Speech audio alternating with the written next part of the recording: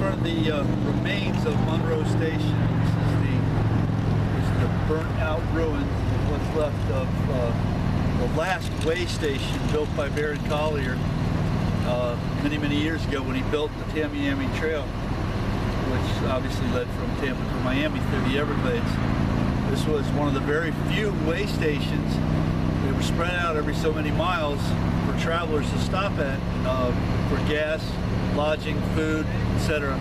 In a time when there were no places out here, there was no civilization out here at all, no place for a traveler to stop. He also sent out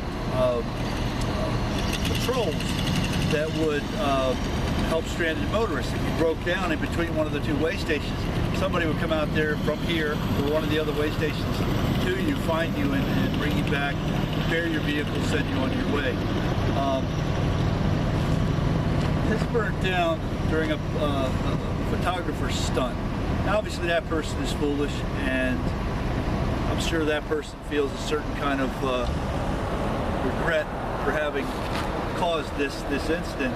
Well, I personally don't blame that person as much as I blame the preservationists.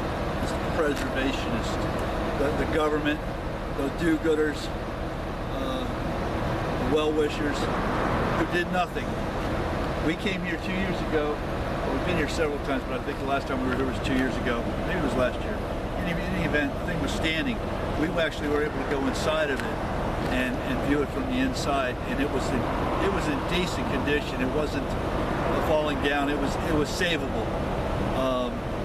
And rather than save it, rather than restore it, rather than make it something that would be viable again, they chose to do nothing. They chose to talk about it. They chose to negotiate over it.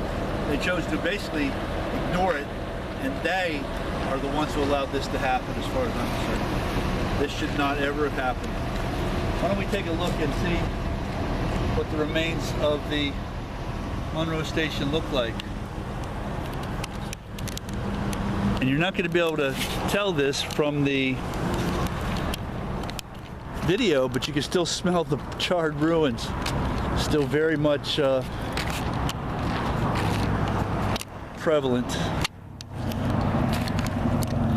We're not going to go all through there for obvious reasons. It's not even necessary to give you an idea of what happened here, but you can see the pylons that are still here. I mean, this thing burnt to the ground.